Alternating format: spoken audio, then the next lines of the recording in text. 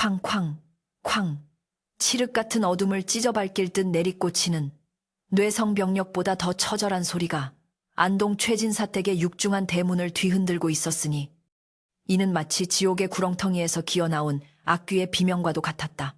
억수같이 쏟아지는 장대비는 한 여인의 가녀린 몸을 무자비하게 내리치고 있었는데 그녀의 입술은 이미 검푸르게 질려 있었고 고운 비단치마는 진흙탕에 뒹굴어 형체를 알아볼 수 없을 정도로 망가져 있었다. 이 문을 열어라. 당장 열지 못하겠느냐. 내 뱃속에 너희 상전의 핏줄이 숨쉬고 있단 말이다. 여인의 목소리는 빗소리에 묻혀 끊어질 듯 위태로웠으나 그 속에 담긴 서슬, 퍼런 도끼만큼은 담장 너머 안채까지 파고들 기세였다. 대문 틈으로 흘러나오는 희미한 불빛만이 그녀가 아직 살아있음을 증명하는 유일한 증거였고 그녀는 피가 맺혀 뭉러진 주먹으로 다시 한번 대문을 가격하며 이것이 자신의 마지막 숨통을 건 도박임을 본능적으로 직감하고 있었다.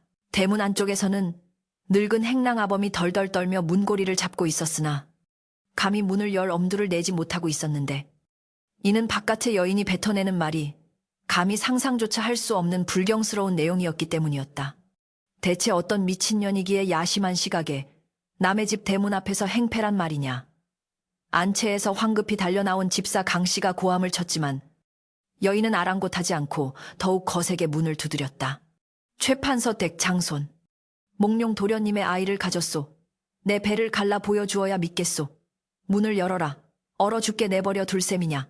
그녀의 외침은 단순한 생떼가 아니었으며 그것은 벼랑 끝에 몰린 짐승이 내지르는 최후의 포효와도 같았기에 듣는 이로 하여금 등골을 오싹하게 만드는 기이한 힘이 서려 있었다. 빗물과 눈물이 뒤섞여 흐르는 그녀의 얼굴에는 기녀 홍주로서의 요염함은 온데간데 없고 오직 살고자 하는 처절한 본능만이 이글거리고 있었다. 사실 홍주가 이 낯선 안동 땅 최진사댁 대문 앞에 서기까지의 과정은 그야말로 피눈물 나는 고행의 연속이었으니 불과 보름 전까지만 해도 그녀는 한양 제1의 기방인 명월관에서 가장 잘 나가는 기녀 중 하나였다.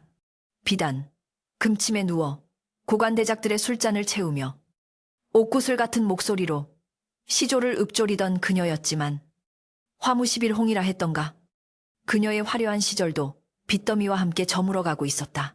기방의 행수는 날이 갈수록 더 많은 화대를 요구했고 홍주는 자신이 늙고 병들면 비참하게 버려질 것임을 누구보다 잘 알고 있었다.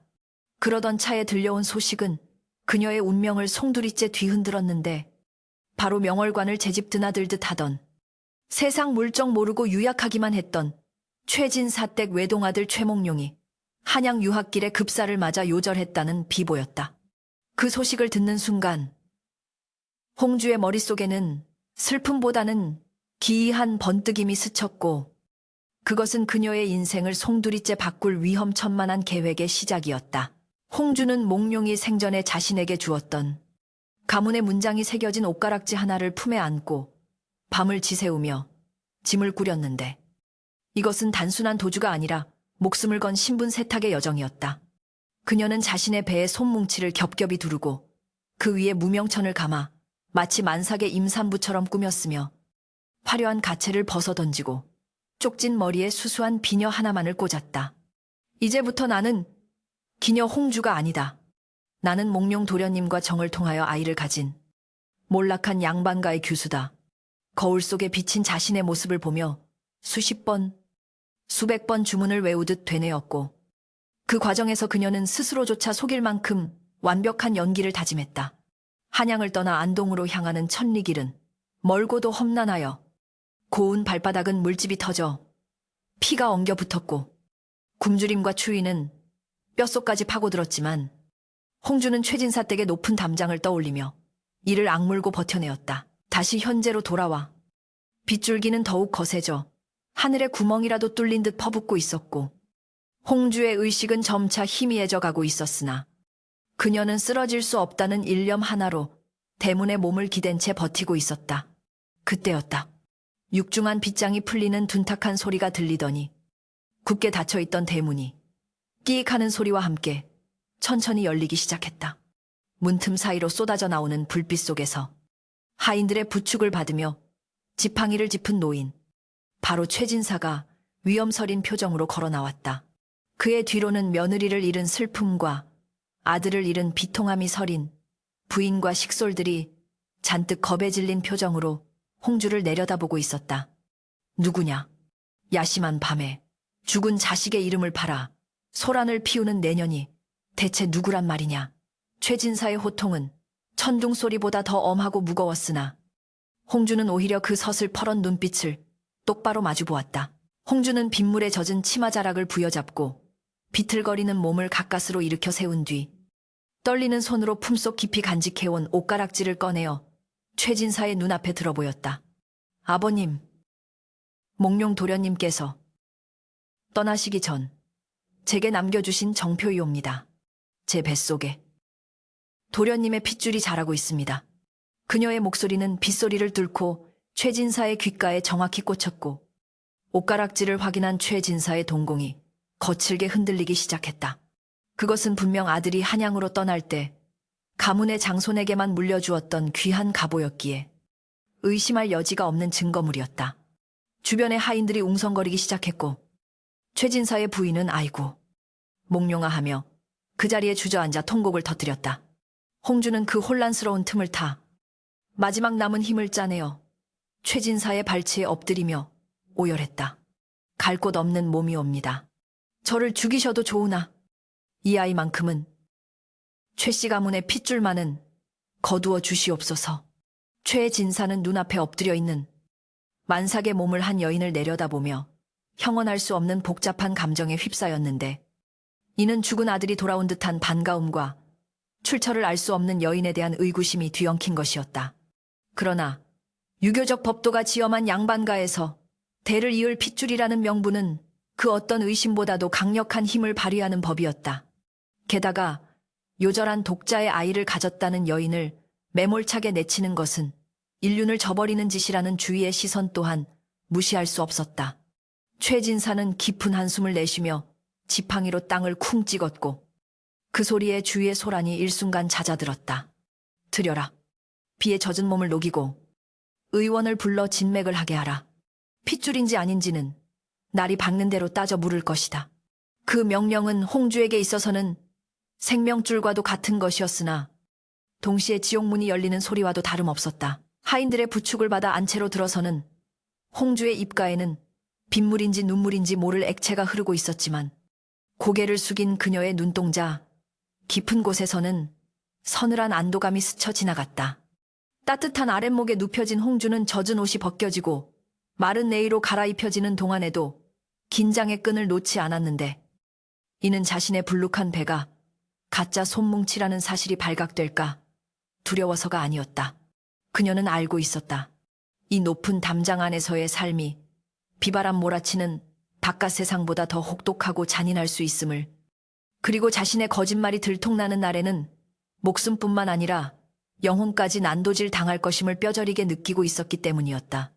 의원이 도착했다는 소리가 문 밖에서 들려오자 홍주는 이불 속에서 손뭉치를 감은 배를 움켜쥐며 마른 침을 삼켰다. 이제 첫 번째 관문이 시작된 것이다. 의원은 늙고 눈이 침침해 보였으나 그의 손끝은 매섭도록 차가웠기에 홍주는 손목을 내어주면서도 심장이 터질 듯한 공포를 느꼈다. 진맥을 위해 손목에 올려진 의원의 손가락이 미세하게 떨리는가 싶더니 그는 고개를 갸웃거리며 홍주의 얼굴과 배를 번갈아 쳐다보았다. 방 안에는 최진사 내외와 집안의 어른들이 숨을 죽인 채 의원의 입만 바라보고 있었고 그 침묵의 시간은 홍주에게 영겁과도 같이 길게 느껴졌다. 맥이 참으로 기하옵니다. 의원의 첫마디에 방 안의 공기가 얼어붙었고 최진사의 눈매가 날카로워졌다. 홍주는 눈을 질끈 감으며 속으로 온갖 신들에게 기도를 올렸다. 자신이 기녀 시절 익혔던 호흡을 조절하여 맥박을 흐트러뜨리는 비기비지가 통하기를, 아니면 이 늙은 의원이 노망이 낫기를 간절히 바랄 뿐이었다. 기운이 쇠하여 맥이 약하나 태동의 기운이 미약하게나마 느껴지는 듯도 하옵고, 허나 산모의 기력이 워낙 쇠진하여 정확한 진단은 며칠 요양을 한 후에야 가능할 듯 하옵니다. 의원의 애매모호한 진단은 홍주에게 천금 같은 시간을 벌어주었으나 동시에 최진사의 의심을 완전히 거두지는 못했다. 최진사는 의원을 물러가게 한 뒤 싸늘한 눈빛으로 홍주를 내려다보며 말했다. 내 아들의 핏줄이 확실하다면 너는 이 집안의 귀한 손님이 될 것이나 만약 추호라도 거짓이 있다면 내년에 목을 베어 저잣거리에 내걸 것이다. 명심해라. 그 서슬퍼런 경고를 뒤로하고 사람들이 방을 빠져나가자 홍주는 그제야 참았던 숨을 몰아쉬며 이불을 머리끝까지 뒤집었었다. 따뜻한 구들장과 부드러운 비단, 이불의 감촉은 그녀가 그토록 갈망하던 양반가의 삶이었으나 그것은 가시방석보다 더 고통스러운 안락함이었다. 홍주는 어둠 속에서 자신의 배를 어루만지며 앞으로 펼쳐질 살얼음판 같은 나날들을 예감했다. 밖에서는 여전히 비바람이 몰아치고 있었고 빗소리는 마치 죽은 몽룡이 그녀의 거짓말을 비웃는 웃음소리처럼 들려왔다. 그녀는 살아남아야 했다. 기녀 홍주가 아닌 최진사 댁의 며느리로서. 비록 그것이 거짓 위에 쌓아올린 모래성일지라도 그녀는 기어코 이 성의 주인이 되고야 말겠다고 다짐했다. 굶주림에 지쳐 잠이 들려는 찰나 문 밖에서 누군가의 인기척이 느껴졌다. 하인들이 물러간 이 시각에 누가 찾아온 것일까? 홍주는 숨을 죽이고 문 쪽을 응시했고 창호지 문 너머로 어른거리는 그림자는 분명 사람의 형상이었으나 산 사람의 기척이라기엔 너무나 은밀하고 기이했다. 창호지 문 너머로 어른거리던 검은 그림자는 잠시 멈칫하는가 싶더니 이내 스르르 사라져버렸으나 홍주는 그 짧은 찰나의 인기척이 저승사자의 발걸음 소리보다 더 섬뜩하게 느껴져 밤새 한숨도 이루지 못했다. 날이 밝아오자 비바람이 멈춘 하늘은 거짓말처럼 맑게 개어 있었고 처마 끝에 매달린 빗방울이 아침 햇살을 받아 영롱하게 빛나고 있었지만 홍주의 마음속에는 여전히 먹구름이 잔뜩 드리워져 있었다. 그녀는 새벽닭이 울기가 무섭게 자리에서 일어나 밤새 흐트러진 손뭉치를 다시 배에 단단히 고정하고 그 위에 무명천을 겹겹이 감아 올렸는데 이는 숨을 쉬기조차 힘들 만큼 가슴을 조여왔으나 그녀가 이 집안에서 살아남기 위해 감내해야 할 형벌과도 같은 것이었다. 거울 앞에 앉아 헝클어진 머리를 빗어 넘기며 홍주는 자신의 창백한 얼굴을 마주 보았고 거울 속의 여인은 더 이상 요염한 웃음을 흘리던 기녀 홍주가 아니라 병약하고 사연 많은 양반가의 며느리로 완벽하게 탈바꿈해 있었다. 기침하셨습니까? 아기씨. 문 밖에서 들려온 낯선 목소리에 홍주는 화들짝 놀라며 옷매무새를 다듬었는데 문을 열고 들어온 이는 어젯밤 문틈으로 엿보던 그림자의 주인인 듯한 눈매가 매섭고 입술이 얇은 몸종 월향이었다. 월향은 홍주에게 새순물을 대령하며 그녀의 일거수일투족을 샅샅이 훑어보았는데 그 눈빛에는 새로운 상전에 대한 공경심보다는 출신을 알 수 없는 여인에 대한 경계심과 호기심이 더 짙게 배어 있었다. 마님께서 안채 대청마루에서 기다리고 계십니다. 문안 인사를 올리라 하셨습니다. 월향의 건조한 말투는 마치 죄인을 신문장으로 호송하는 포졸의 그것과 다를 바가 없어서 홍주는 마른 침을 삼키며 자리에서 일어났다. 그녀는 기방에서 어깨 너머로 배운 양반가의 걸음걸이를 흉내내며 치맛자락이 끌리지 않도록 조심스럽게 발을 내디뎠으나 겹겹이 감은 손뭉치 때문에 뒤뚱거리는 모양새가 제법 임산부의 태가 나서 스스로도 안도했다. 대청마루에는 최진사와 그의 부인 윤씨가 엄숙한 표정으로 앉아 있었고 집안의 어른들과 하인들이 그 주위를 병풍처럼 둘러싸고 있어 마치 관아의 재판정을 방불케 했다. 홍주는 떨리는 다리를 진정시키며 마루 위로 올라가 돗자리 위에 무릎을 꿇고 큰 절을 올렸는데 이마가 바닥에 닿는 순간 등줄기를 타고 식은땀이 흘러내렸다. 밤새 평안하셨는지요? 아버님, 어머님. 불효한 며느리가 문안 인사 올립니다. 그녀의 목소리는 가늘게 떨렸으나 기방에서 수많은 사내를 상대하며 갈고 닦은 연기력 덕분에 애절함이 묻어나는 훌륭한 인사말이 되었다. 최진사는 헛기침을 하며 홍주를 곁눈질로 훑어보았으나 안방마님 윤씨의 시선은 홍주의 얼굴을 뚫을 듯이 응시하고 있었다. 윤씨는 평생을 안동의 명문가에서 법도를 지키며 살아온 여인으로 그녀의 눈은 사람의 됨됨이를 꿰뚫어보는 해안을 가지고 있었기에 홍주는 감히 고개를 들 수 없었다. 고생이 많았다. 헌데 내 친정은 어디이며 그간 어디서 지내왔느냐? 윤 씨의 첫 질문은 홍주의 전곡을 찌르는 날카로운 비수와 같았으나 홍주는 미리 준비해둔 거짓 사연을 막힘없이 풀어놓기 시작했다. 친정은 한양 서소문 밖에 몰락한 선비 집안이오나 일찍이 부모님을 여의고 혈혈단신으로 지내오던 차에 몽룡 도련님을 뵙게 되었습니다. 도련님께서 제 처지를 딱히 여기시어 보살펴 주셨고 서로의 마음을 확인하여 정을 나누게 되었습니다. 홍주는 소매 끝으로 눈가를 훔치는 심엇을 하며 몽룡과의 추억을 날조해내었는데 그 이야기가 어찌나 구구절절하고 애틋한지 듣는 하인들마저 훌쩍거릴 정도였다. 하지만 윤 씨는 표정 하나 변하지 않고 차가운 어조로 다시 물었다.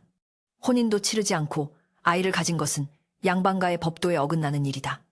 허나 죽은 아들의 핏줄이라 하니 내치지는 않겠다. 다만 네가 진정 몽룡이의 아이를 가진 것이 맞는지 내 행실이 이 집안의 며느리로서 자격이 있는지는 두고 볼 일이다. 윤 씨의 말은 허락이 아닌 유예였으며 그것은 홍주에게 앞으로 닥쳐올 고난을 예고하는 선전포고와도 같았다. 아침 수라상이 들어오자 홍주는 또 한 번의 난관에 봉착했는데 밥상 위에는 쌀밥과 맑은 탕국 그리고 정갈하게 담긴 나물 몇 가지가 전부였으나 그것을 먹는 예법은 까다롭기 그지없었다. 기방에서는 술잔을 돌리며 왁자지껄하게 음식을 먹거나 젓가락으로 집어 대충 입에 넣는 것이 다반사였으나 이곳에서는 숟가락과 젓가락을 사용하는 순서부터 국물을 떠먹는 소리까지 엄격하게 규제되었다. 홍주는 배가 고파 눈이 돌아갈 지경이었음에도 불구하고 밥알 하나하나를 세듯 천천히 씹어 넘기며 국그릇을 들 때 소매가 음식에 닿지 않도록 신경 써야 했다. 맞은편에서 식사하는 윤 씨는 마치 매가 먹잇감을 노려보듯 홍주의 숟가락질 하나하나를 감시하고 있었기에 맛있는 쌀밥이 모래알처럼 까끌까끌하게 느껴져 목구멍으로 넘기기가 고역이었다. 식사를 마친 후 홍주에게는 쉴 틈도 없이 바느질 일감이 주어졌는데 이는 명문가 교수의 기본 소양을 시험하려는 윤 씨의 의도였다. 홍주는 비단 천과 바늘을 받아들고 난감한 표정을 지을 수밖에 없었으니 그녀의 손은 가야금 줄을 뜯거나 술병을 따르는 데에는 능숙했으나 섬세한 자수를 놓는 일은 해본 적이 거의 없었기 때문이었다. 하지만 못한다고 했다가는 당장 의심을 살 것이 뻔했기에 그녀는 기억을 더듬어 어릴 적 어머니가 하던 바느질 신효를 흉내내며 서툰 솜씨로 바늘을 꽂기 시작했다. 바늘 끝에 찔려 손가락 끝에 핏방울이 맺힐 때마다 비명이 터져 나오려는 것을 억지로 삼켜야 했고 삐뚤빼뚤한 바느질 땀을 보며 식은땀을 흘려야 했다. 곁에서 지켜보던 월향의 아기씨. 바늘 잡는 폼이 어찌 그리 어설프십니까? 하며 비아냥거리는 투로 물었을 때 홍주는 심장이 덜컥 내려앉는 것만 같았다.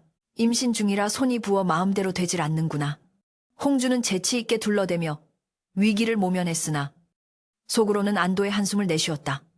오후가 되자 집안은 정막에 휩싸였고 홍주는 답답함을 이기지 못해 안채 마당을 거닐었는데 높은 담장 너머로 들려오는 새소리가 그렇게 자유롭고 부러울 수가 없었다. 기방에서는 비록 몸은 매여 있었으나 밤마다 풍악을 울리고 사람들과 어울리며 웃고 떠들 수 있었는데 이곳 최진사댁은 숨소리조차 크게 낼 수 없는 거대한 감옥과도 같았다. 담장 너머를 하염없이 바라보던 홍주의 입에서 무의식 중에 기방에서 부르던 유행가 가락이 흥얼거려 나왔다. 청산리 벽계수야, 수위감을 자랑 마라. 그 순간 뒤에서 서늘한 인기척이 느껴져 홍주는 쏘스라치게 놀라며 뒤를 돌아보았다. 그곳에는 언제 다가왔는지 알 수 없는 윤 씨가 무표정한 얼굴로 서 있었다. 방금 부른 그 노래, 어디서 배운 것이냐? 윤 씨의 목소리는 낮았지만 그 속에 담긴 의심의 날은 시퍼렇게 서 있었다. 홍주는 머릿속이 하얗게 변하며 온몸이 얼어붙는 듯한 공포를 느꼈다. 양반가의 규수가 천한 기녀들이나 부르는 잡가를 안다는 것은 말이 되지 않는 일이었기에 이는 치명적인 실수였다. 홍주는 필사적으로 머리를 굴려 변명거리를 찾아내었다. 아, 이것은 한양으로 올라오던 길에 주막에서 묵을 때 밖에서 들려오던 소리가 하도 구슬퍼 귀에 익은 것이옵니다. 천한 노래인 줄은 미처 몰랐사옵니다. 용서하십시오. 어머님.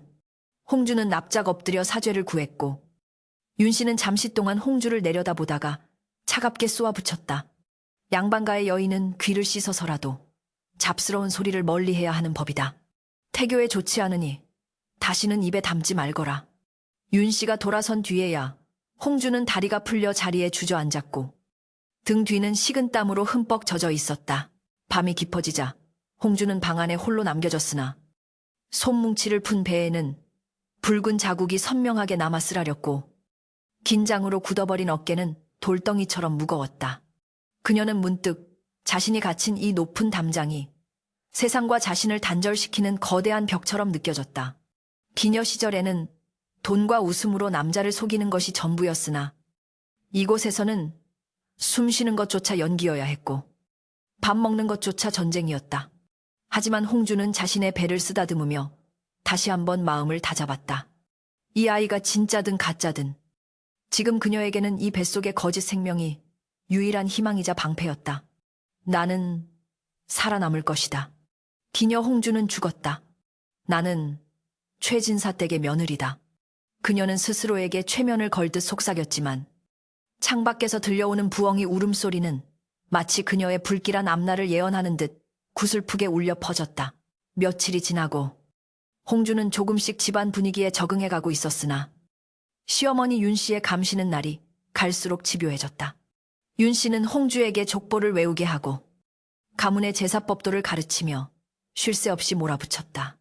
홍주는 기녀 시절 수많은 시조와 가사를 외웠던 총명함으로 윤 씨의 가르침을 빠르게 흡수해 나갔는데 이는 윤 씨에게 의외의 놀라움을 안겨주었다.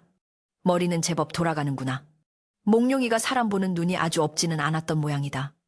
윤 씨가 처음으로 내뱉은 칭찬 아닌 칭찬에 홍주는 묘한 성취감을 느꼈으나 그것도 잠시뿐이었다. 집안 곳곳간을 관리하던 늙은 청지기가 사색이 되어 안채로 뛰어들어오며 평온하던 집안에 다시금 파란이 일기 시작했다. 마님, 큰일 났습니다.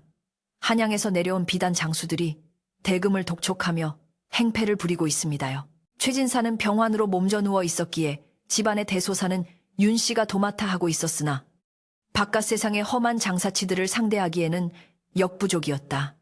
대문 밖이 소란스러워지자 홍주는 본능적으로 이것이 예사로운 일이 아님을 감지했다. 비단 장수라 칭하는 자들의 목소리에는 장사치의 샘속보다는 왈패들의 거친 기운이 서려 있었고 그들이 요구하는 셈법은 어딘가 수상쩍은 구석이 있었다.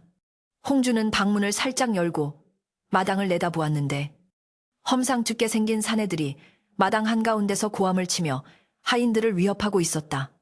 윤 씨가 떨리는 목소리로 그들을 꾸짖으려 했으나 사내들은 콧방귀를 뀌며 비웃을 뿐이었다. 어허, 이댁 마님은 세상 물정을 몰라도 너무 모르시는구만. 이음새가 터진 비단을 핑계로 대금을 깎으려 드시다니. 우리를 물러보시오. 그들의 말투와 행동거지에서 홍주는 단박에 기방을 드나들며 무사내들을 등쳐먹던 타짜들의 냄새를 맡았다. 그들은 단순한 비단 장수가 아니었다. 어수룩한 시골 양반들을 노리고 한양에서 내려온 전문 사기꾼들이 분명했다. 저들은 교묘한 말장난과 위압적인 분위기로 순진한 양반들을 구워 삶아 재산을 갈취하려는 속셈이었다. 윤 씨와 하인들이 어쩔 줄 몰라 발을 동동 구르는 모습을 보며 홍주의 가슴속에서 뜨거운 것이 꿈틀거리기 시작했다. 나서야 할까? 말아야 할까? 나서면 기녀 시절의 버릇이 튀어나와 정체가 탄로날 위험이 있었고 가만히 있으면 집안 재산이 털릴 판이었다. 하지만 이 집안의 재산이 털리면 자신이 누릴 부귀영화도 물거품이 되는 것이 아닌가. 홍주는 입술을 깨물며 문고리를 잡은 손에 힘을 주었다. 위기는 기회라고 했던가. 그녀는 이 소란을 잠재우고 시어머니의 신임을 얻을 수 있는 절호의 기회로 삼기로 결심했다. 홍주는 옷매무새를 가다듬고 최대한 위험 있는 표정을 지으며 방문을 활짝 열어젖혔다. 걔 누구냐? 신성한 양반가 안채에서 감히 고성을 지르는 자들이. 그녀의 외침은 쩌렁쩌렁하게 울려 퍼졌고 마당에 있던 모든 이들의 시선이 그녀에게로 쏠렸다.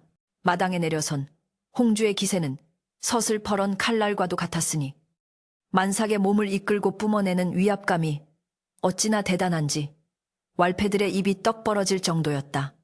그녀는 천천히, 그러나 당당한 걸음으로 사내들에게 다가가 그들이 들고 있는 비단 뭉치를 날카로운 눈매로 쏘아보았는데 그 눈빛에는 양반과 규수의 고고함과 기녀 시절 산전수전 다 겪은 여인의 노련함이 기묘하게 뒤섞여 있었다. 어디서 감히 사기극을 벌이려 드느냐. 이것이 정말 최의 진사, 댁 하인이 망가뜨린 비단이라 우길 셈이냐.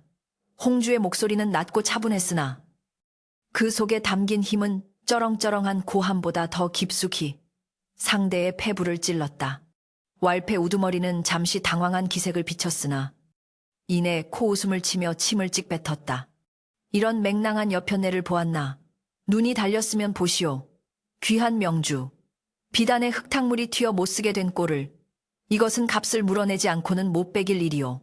홍주는 비웃음 섞인 미소를 지으며 왈패가 내민 비단을 손끝으로 가볍게 훑었는데 그 찰나의 순간 그녀의 손가락은 원단의 결을 읽어내고 코끝은 섬유에 배어있는 미세한 냄새를 포착했다.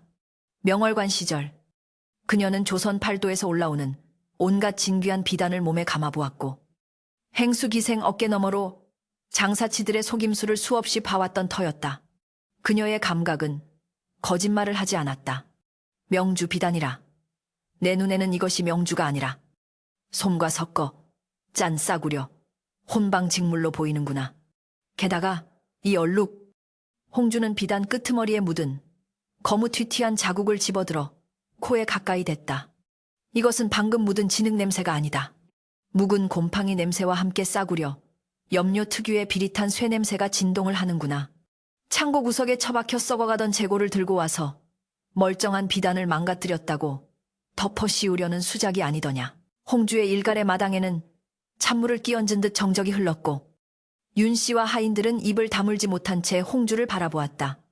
왈패들의 얼굴은 불그락푸르락해지며 당황한 기색이 역력했는데 이는 그들의 미천이 적나라하게 드러났기 때문이었다. 우두머리는 짐짓 험악한 표정을 지으며 주먹을 불끈 쥐었다. 아니, 이 여자가 어디서 말도 안 되는 헛소리를 짓거려. 이것은 한양대전 다텐에서 직송한 최고급품이란 말이다. 그러나 홍주는 눈 하나 깜짝하지 않고 한 걸음 더 다가서며 뺏기를 박았다. 한양대전 웃기는 소리 말아라. 이 옷감의 짜임새는 서소문 밖 난전에서나 파는 오리 굵고 거친 하급품이다. 내 말이 틀리다면 당장 관하로 가서 포목검사를 받아보자꾸나. 사기죄, 양반을 능멸한 죄까지 더해지면 곤장 100대로도 모자랄 터. 내 놈들 발로 걸어나갈 테냐. 아니면 포졸들에게 질질 끌려 나갈 테냐. 홍주의 서리빨 같은 호통에 왈패들은 기세가 완전히 꺾이고 말았으니 그들은 세상 물정 모르는 시골 양반을 털러왔다가 호랑이를 만난 격이었다. 아, 알았소. 더러워서 안 받으면 될 것 아니오. 재수가 없으려니까 별. 우두머리는 씩씩거리며 비단을 챙겨들고 도망치듯 대문을 빠져나갔고 나머지 일당들도 꽁무니를 빼며 사라졌다. 왈패들이 사라지자 마당에는 안도감과 함께 묘한 정막이 감돌았다. 하인들은 홍주를 경외심 어린 눈빛으로 바라보았고 윤 씨는 믿기지 않는다는 듯 홍주에게 다가왔다. 아가, 네가 어찌 그런 것을 아느냐. 비단에 지리며 장사치들의 속임수를 어찌 그리 훤히 꿰뚫고 있단 말이냐. 윤 씨의 질문은 칭찬이라기보다는 의구심에 가까웠다. 양반과 규수가 알기에는 너무나 세속적이고 천박한 지식이었기 때문이었다. 순간 홍주는 아차 싶었으나 이미 엎질러진 물이었다. 그녀는 쿵쾅거리는 심장을 진정시키며 재빨리 표정을 갈무리했다. 아, 그것이 친정아버님께서 생전에 벗들과 나누시는 말씀을 귀동냥으로 들었을 뿐이옵니다. 아버님께서 워낙 박학다식하시어 잡하게도 밝으셨던지라 위급한 상황이라 저도 모르게 주어들은 풍월이 튀어나왔나 봅니다. 홍주는 고개를 조아리며 짐짓 부끄러운 척 연기했지만 등 뒤로는 식은땀이 한 줄기 흘러내렸다. 윤 씨는 홍주의 얼굴을 빤히 쳐다보며 그 말의 진위를 가늠하는 듯 했으나 당장 집안의 위기를 넘긴 공이 컸기에 더 이상 캐묻지 않았다. 그래, 내 덕분에 큰 화를 면했구나. 참으로 기지 있는 처신이었다. 몸도 무거운데 어서 들어가 쉬거라. 윤 씨의 목소리는 이전보다 한결 부드러워져 있었지만 그 눈빛 깊은 곳에는 여전히 가시지 않은 의문부호가 남아 있었다. 그날 저녁, 홍주의 위상은 집안에서 눈에 띄게 달라졌으니 하인들은 그녀를 지혜로운 작은 마님이라 부르며 깍듯이 모시기 시작했고 반찬의 가짓수도 늘어났다. 윤 씨는 홍주를 안채로 불러 귀한 약과와 차를 내어주었는데 이는 홍주를 며느리로 인정하겠다는 무언의 표시와도 같았다. 이 차는 고구 고귀위 전에 딴 귀한 우전 위첸이니라. 몸을 따뜻하게 하고 태아에게도 좋을 것이다. 윤 씨가 직접 따라주는 차를 받아든 홍주의 손끝이 미세하게 떨렸다. 향긋한 차 향기가 코끝을 찔렀지만 홍주의 마음은 편치 않았다. 시어머니의 따뜻한 배려가 고마울수록 자신의 거짓말이 주는 죄책감은 무게를 더해갔기 때문이었다. 이분들은 나를 믿고 마음을 여시는데 나는 언제까지 이 가면을 쓰고 살아야 한단 말인가? 홍주는 찻잔 속에 비친 자신의 얼굴을 들여다보며 씁쓸한 미소를 지었다. 차를 마시며 윤 씨는 지나가는 말처럼 물었다. 헌데 아까 그 장사치들에게 했던 말 중에 염료 냄새를 맡는 법은 책에도 잘 나오지 않는 것인데 참으로 신기하구나. 윤 씨의 기억력은 무서울 정도로 정확했다.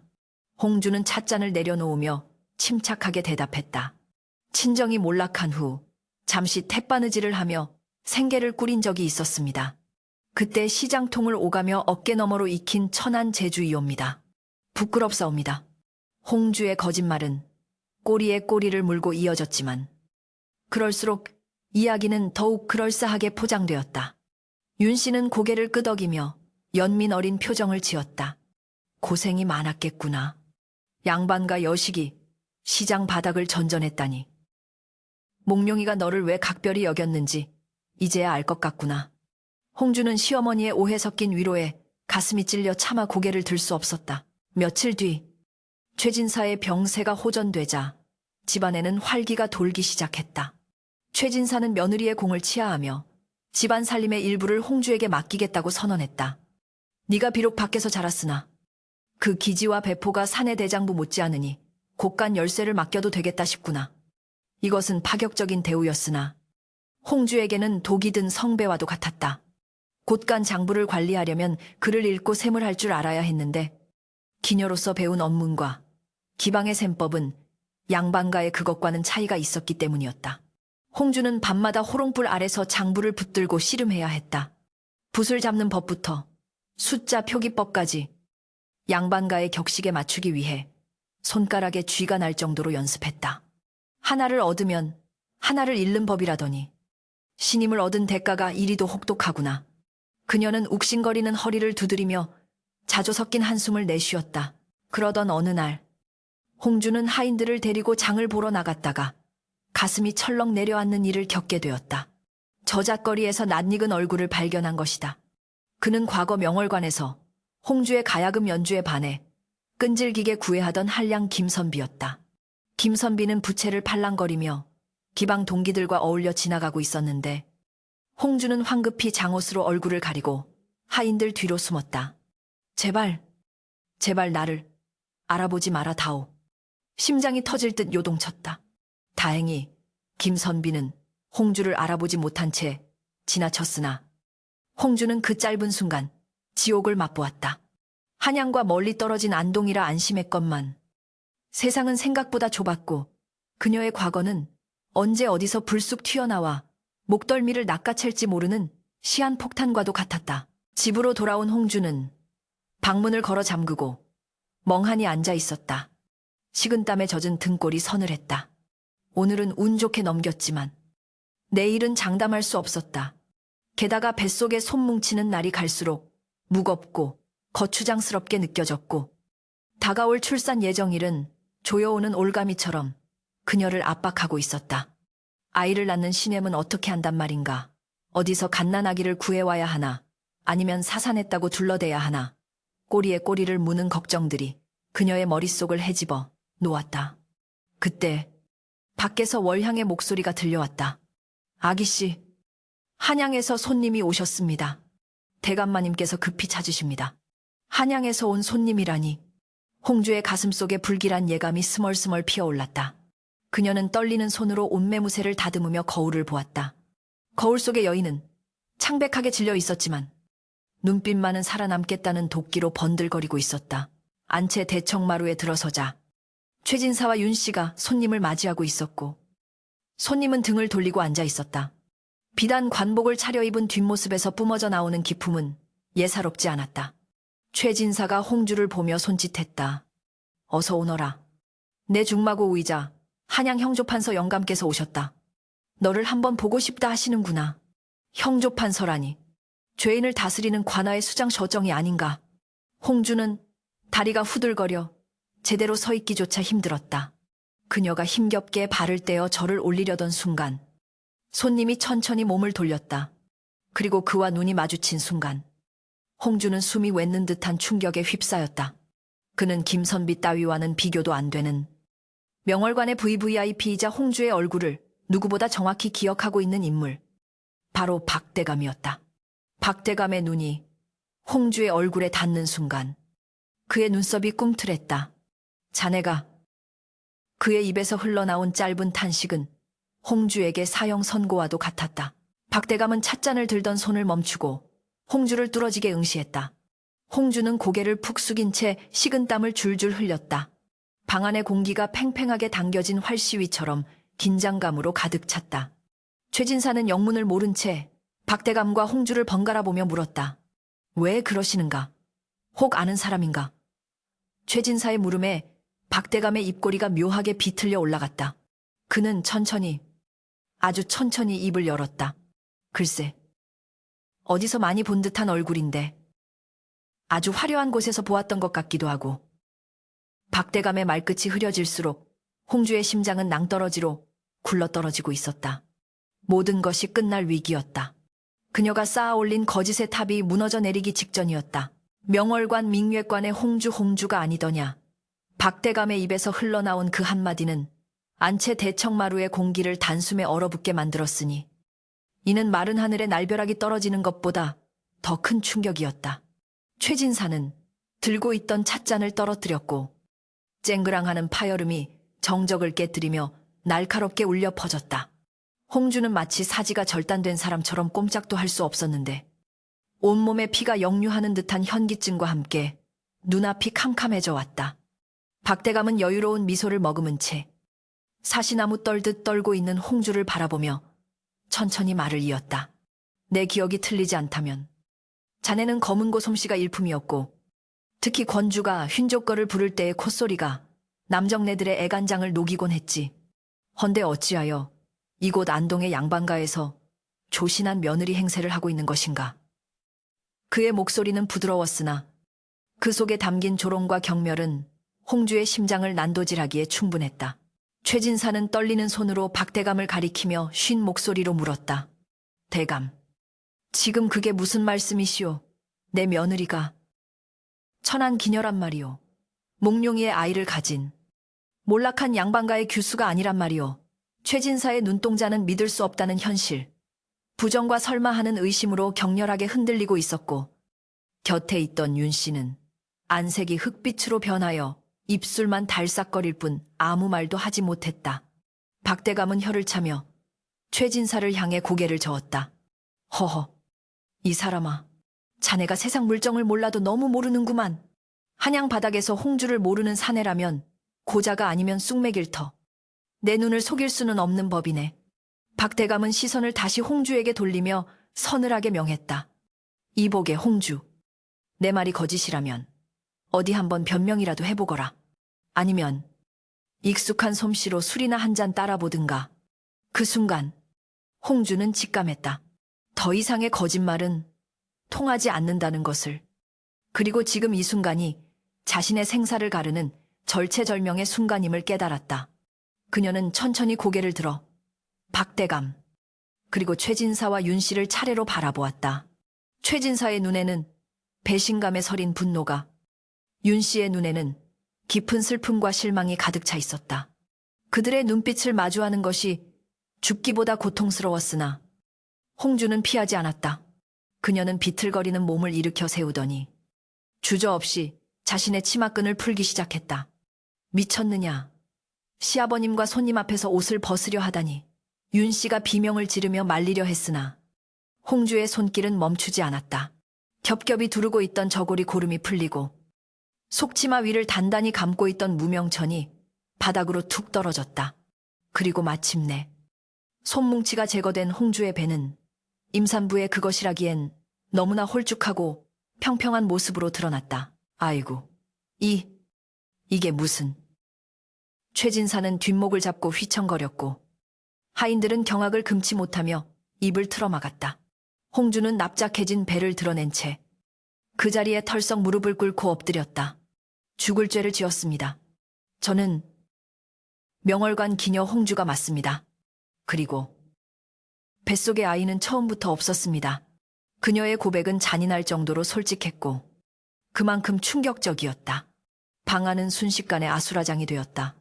최진사는 옆에 있던 지팡이를 들어 홍주의 어깨를 사정없이 내리쳤다. 내년이 감히 우리 가문을 능멸하고 죽은 내 자식을 2번 죽이는구나. 여봐라. 당장 이 요망한 년을 멍석 마라. 뼈조각 하나 남지 않도록 타작을 하라.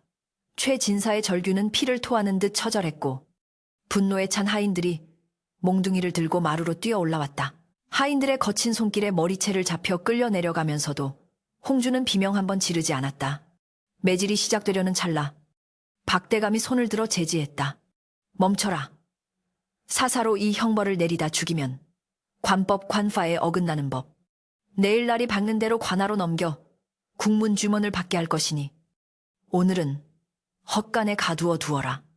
박대감의 위엄 있는 명령의 하인들은 씩씩거리며 홍주를 헛간으로 질질 끌고 갔다. 어둡고 축축한 헛간 바닥에 내동댕이 쳐진 홍주는 온몸이 부서지는 듯한 통증을 느꼈으나 육체적 고통보다 더 그녀를 괴롭히는 것은 윤 씨가 마지막으로 보여주었던 눈물 고인 싸늘한 눈빛이었다. 차라리 욕을 하고 때렸다면 마음이 편했을 텐데 윤 씨의 침묵은 홍주의 가슴에 씻을 수 없는 죄책감의 낙인을 찍어버렸다. 밤이 깊어지자 헛간 안은 칠흑 같은 어둠과 냉기에 휩싸였고 밖에서는 처량한 빗소리가 들려왔다. 홍주는 집더미 위에 쓰러진 채 지난 몇 달간의 기억을 주마등처럼 떠올렸다. 처음에는 살기 위해, 오직 배고픔과 멸시에서 벗어나기 위해 시작한 연극이었다.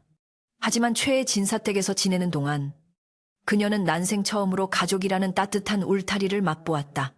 자신을 딸처럼 챙겨주던 윤 씨의 손길, 엄하지만 속정 깊었던 최진사의 훈계, 그리고 자신을 작은 마님이라 부르며 따르던 하인들까지. 그것은 기녀 홍주가 평생 꿈도 꾸지 못했던 행복이었다. 내가 진정으로 원했던 것은 비단 옷도 쌀밥도 아니었구나. 홍주는 뜨거운 눈물을 흘리며 후회했다. 거짓으로 얻은 행복은 모래성처럼 허무하게 무너져 내렸고 남은 것은 차가운 현실뿐이었다. 그때 헛간 문 밖에서 바스락거리는 소리가 들리더니 문틈으로 작은 호롱불빛이 새어 들어왔다. 아기씨. 아니, 홍주야. 익숙한 목소리에 홍주는 깜짝 놀라 몸을 일으켰다. 문 밖에는 윤 씨가 서 있었다. 윤 씨는 하인들 몰래 온 듯 장옷으로 얼굴을 가리고 목소리를 낮추었다. 마님. 홍주의 목소리는 물기에 젖어 잠겨 있었다. 윤 씨는 문틈으로 주먹밥 하나와 물병을 밀어 넣었다. 먹거라. 죽더라도 배는 채우고 죽어야지. 그 투박한 말 속에 담긴 연민에 홍주는 오열을 터뜨리고 말았다. 어머님, 잘못했습니다. 죽을 죄를 지었습니다. 홍주는 땅에 머리를 대시며 통곡했다. 윤 씨는 잠시 침묵하더니 떨리는 목소리로 물었다. 하나만 묻자. 네가 우리 집안을 위해 장사치들을 쫓아내고 밤새 장부를 정리하며 애썼던 그 마음. 그것도 모두 거짓이었느냐? 우리를 속여 한미천 잡으려는 수작이었느냐? 홍주는 고개를 세차게 저으며 울부짖었다. 아닙니다. 처음에는 살고자 들어왔으나 아버님과 어머님께서 주신 정이 너무나 따뜻하여 어느샌가 저도 모르게 진심으로 2분을 모시고 싶었습니다. 기녀 홍주가 아니라 이 집안의 며느리로 살다가 죽고 싶었습니다. 제 목숨을 걸고 맹세하건대 그 마음만은 거짓이 아니었습니다. 홍주의 절절한 고백은 빗소리에 섞여 윤 씨의 가슴을 울렸다. 윤 씨는 긴 한숨을 내쉬었다. 내 죄가 밉고 괘씸하여 당장이라도 죽이고 싶으나 지난 몇 달간 네가 보여준 눈빛이 연기라고 하기에는 너무나 맑았기에 내 마음이 어지럽구나. 윤 씨는 말을 잇지 못하고 돌아섰고 멀어지는 발자국 소리를 들으며 홍주는 밤새 가슴을 치며 울었다. 그것은 자신의 운명에 대한 한탄이 아니라 진심을 전할 길이 막혀버린 것에 대한 안타까움이었다. 다음 날 아침 헛간 문이 열리고 포졸들이 들이닥쳤다. 홍주는 포승줄에 묶인 채 마당으로 끌려 나왔다. 마당 한가운데에는 최진사와 박대감 그리고 동네 사람들이 구경을 하기 위해 모여 있었다. 홍주의 몰골은 처참했다.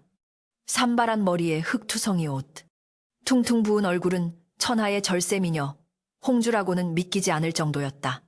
박대감이 엄숙한 목소리로 판결을 내리듯 말했다. 천한 기녀의 몸으로 감히 양반을 사칭하고 가문의 대를 더럽히려 했으니 그 죄는 능지처참에 해당한다.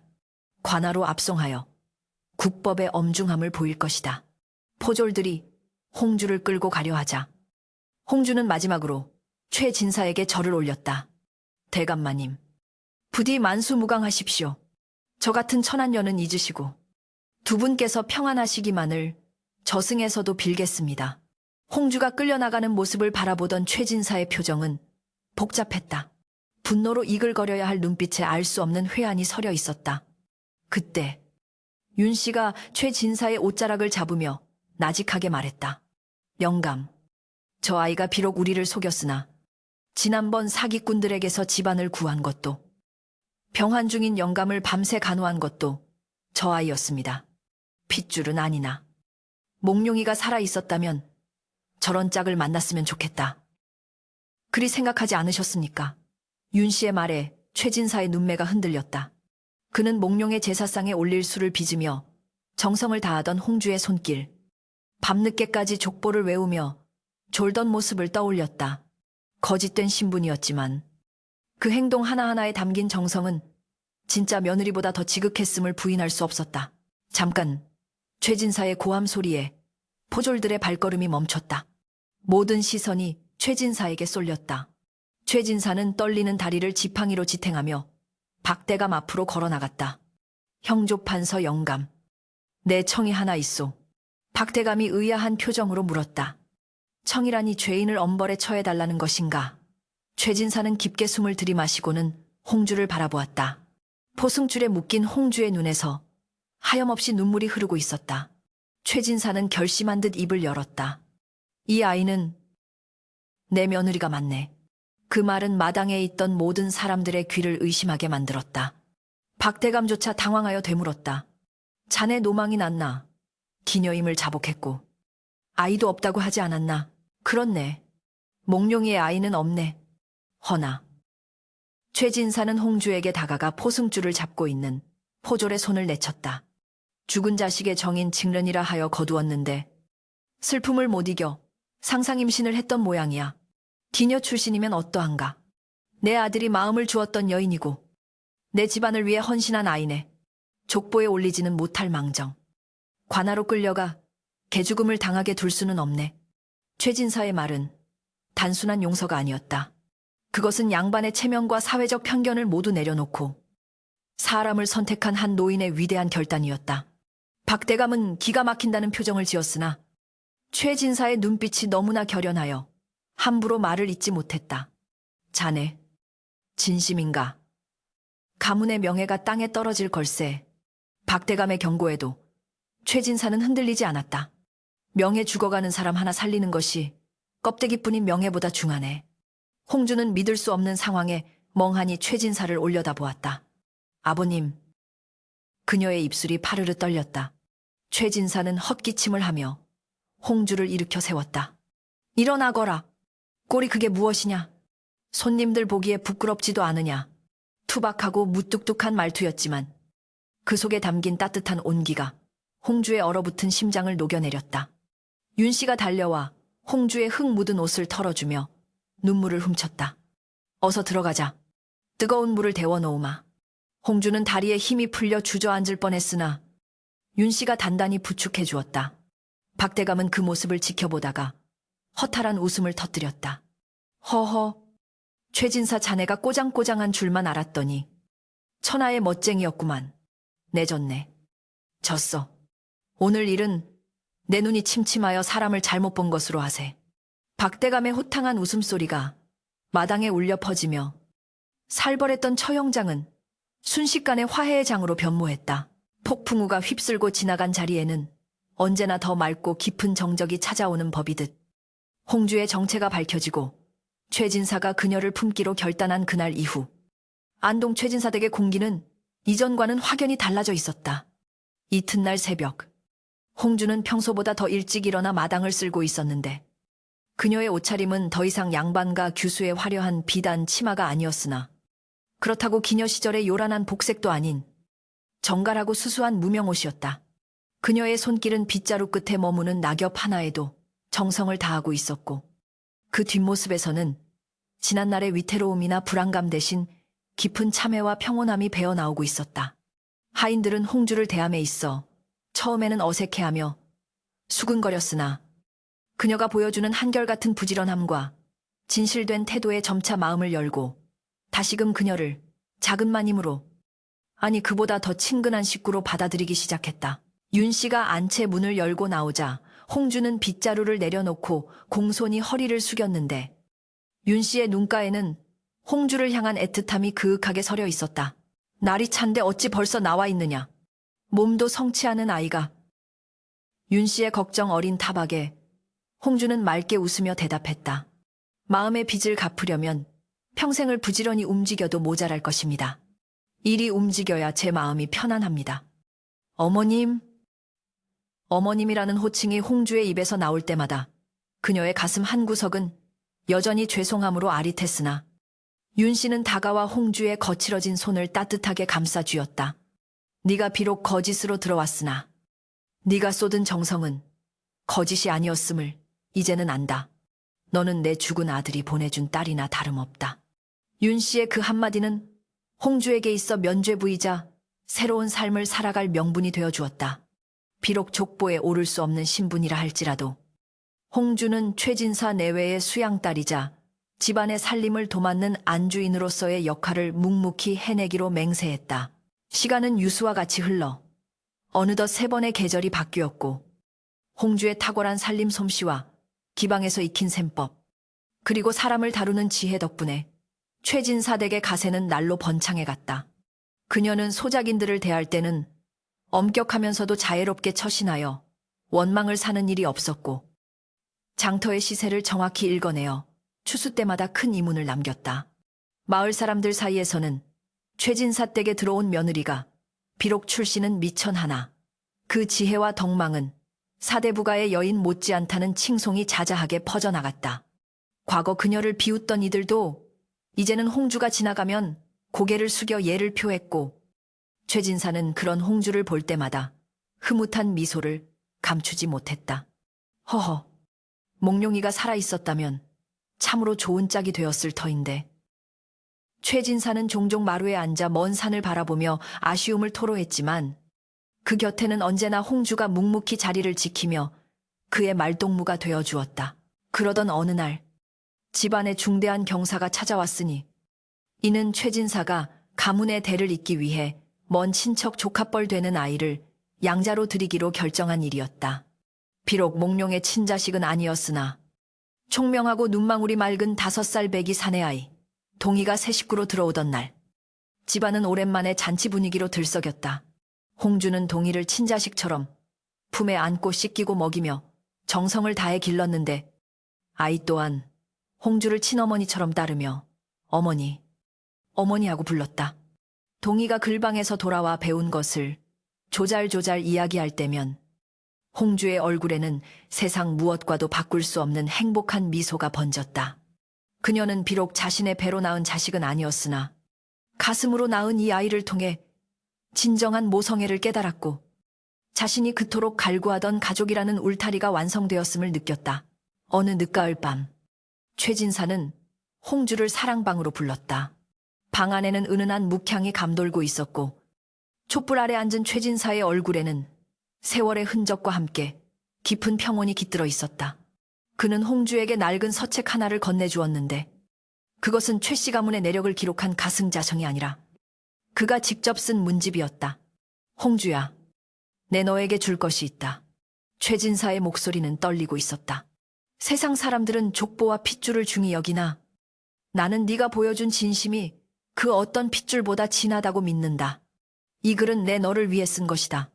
홍주가 떨리는 손으로 문집을 펼치자 그곳에는 심려신유라는 글귀가 적혀 있었다. 마음으로 낳은 딸이라는 뜻이었다. 홍주는 그 자리에서 오열을 터뜨리고 말았다. 기녀라는 천한 신분의 굴레를 벗어던지고 오롯이 한 인간으로서, 한 가족으로서 인정받은 순간이었다. 울지 말거라. 내 눈물이 내 마음을 더 아프게 하는구나. 너는 이제 누가 뭐라 해도 최진사 댁의 귀한 딸이자 동희의 어미다. 최진사는 홍주의 어깨를 토닥이며 위로했다. 홍주는 눈물을 닦으며 최진사를 올려다보았다. 아버님, 감사합니다. 이 은혜, 죽는 날까지 잊지 않고 갚겠습니다. 다시 태어난 목숨, 이 집안을 위해 바치겠습니다. 그날 밤, 홍주는 잠자리에 들어서도 쉽게 잠을 이루지 못했다. 창밖에는 둥근 보름달이 환하게 떠 있었고 그 빛은 마치 죽은 몽룡이 그녀를 내려다보며 축복해주는 듯했다. 그녀는 품속에서 몽룡이 주었던 옷가락지를 꺼내어 달빛에 비추어 보았다.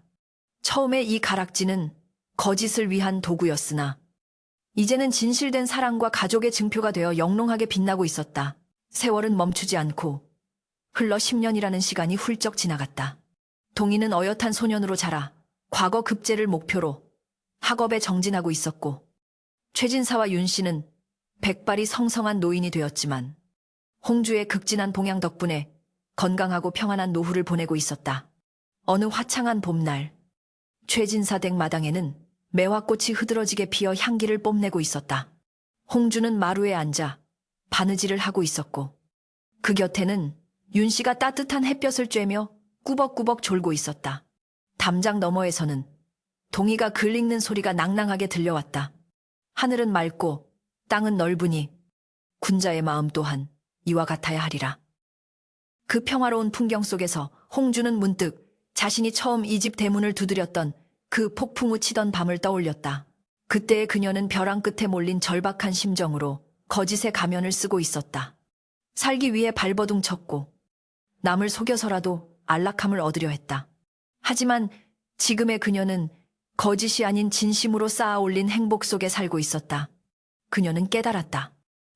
사람을 진정으로 변화시키는 것은 엄격한 법도나 높은 신분이 아니라 서로를 믿어주고 감싸 안아주는 따뜻한 마음이라는 것을. 최진사의 용서와 윤 씨의 사랑이 없었다면 그녀는 여전히 차가운 세상 속을 떠돌거나 형장의 이슬로 사라졌을 것이다. 홍주는 잠시 바늘을 놓고 하늘을 올려다보았다. 파란 하늘에 흰 구름이 유유히 흘러가고 있었다. 그녀의 입가에 잔잔한 미소가 번졌다. 참으로 좋은 날이구나. 그때 대문이 열리며 밖에서 요란한 소리가 들려왔다. 어머니, 저 다녀왔습니다. 동희가 헐레벌떡 뛰어들어오며 홍주에게 달려왔다. 손에는 장터에서 사온 꽃신 한 켤레가 들려 있었다. 이게 무엇이냐? 홍주가 묻자 동희는 쑥스러운 듯 머리를 긁적였다. 장터에 갔다가 어머니 생각이 나서 샀습니다. 낡은 신발이 마음에 걸려서요. 홍주는 뭉클한 가슴을 억누르며 꽃신을 받아들었다. 투박하지만 아들의 정성이 가득 담긴 신발이었다. 고맙다. 참으로 곱구나. 윤 씨가 잠에서 깨어 그 모습을 흐뭇하게 바라보았다. 우리 며느리, 복도 많지. 아들 키운 보람이 있구나. 세 사람은 마주보며 환하게 웃었다. 그 웃음소리는 담장을 넘어 골목길까지 퍼져나갔고 지나가던 행인들도 그 소리에 덩달아 미소를 지었다. 최진사가 방문을 열고 나오며 헛기침을 했다. 허허, 무슨 좋은 일이라도 있는 게냐. 나만 빼고 즐거워하는구나. 동희가 달려가 최진사를 부축했다. 할아버님, 제가 어머니께 꽃신을 사드렸습니다. 최진사는 고개를 끄덕이며 홍주를 바라보았다. 그래, 잘했다. 네, 어미는 꽃신을 신을 자격이 충분하다. 아니, 비단길만 걸어도 모자라지. 최진사의 농담에 모두가 다시 한번 웃음을 터뜨렸다. 홍주는 자리에서 일어나 최진사에게 다가갔다. 아버님, 날이 따뜻하니 마당을 좀 거니시지요. 매화가 아주 곱게 피었습니다. 홍주는 최진사의 한쪽 팔을 부축하고 동희는 반대쪽 팔을 부축했다. 윤씨도 지팡이를 짚고 뒤를 따랐다. 노부부와 홍주, 그리고 손자 동희. 네 사람은 봄 기운이 만연한 마당을 천천히 거닐었다. 그 뒷모습은 한 폭의 그림처럼 아름다웠다. 피 한 방울 섞이지 않았지만 그들은 세상 그 어떤 가족보다 끈끈한 정으로 묶여 있었다. 홍주는 걷는 내내 생각했다. 인생이란 참으로 알 수 없는 것. 거짓으로 시작된 인연이 진실된 사랑으로 꽃을 피우다니. 그녀는 이제 더 이상 자신의 과거를 부끄러워하거나 숨기지 않았다. 그 과거가 있었기에 지금의 행복이 더욱 소중함을 알기 때문이었다. 바람에 흩날리는 매화 꽃잎이 그들의 어깨 위에 사뿐히 내려앉았다. 그것은 마치 하늘이 내리는 축복과도 같았다. 이야기는 여기서 끝을 맺는다. 세월이 흘러 훗날 사람들은 최진사댁을 의이로운 집안이라 칭송했으며 홍주의 이야기는 안동 땅을 넘어 조선 팔도로 퍼져나갔다. 사람들은 그녀를 기녀 출신의 가짜 며느리가 아니라 지혜와 헌신으로 가문을 일으키고 진정한 가족의 의미를 일깨워준 현모양처 갯모량치의 표본으로 기억했다. 신분의 귀천은 하늘이 정하는 것이 아니라 사람이 만드는 것이며 진정한 귀함은 화려한 옷차림이나 높은 벼슬이 아니라 사람을 귀하게 여기는 마음에서 나온다는 교훈을 남긴 채 말이다. 안동의 어느 고요한 밤, 최진사 댁의 굴뚝에서 피어오르는 저녁 연기는 여전히 따뜻하고 평화롭게 하늘로 올라가고 있었다.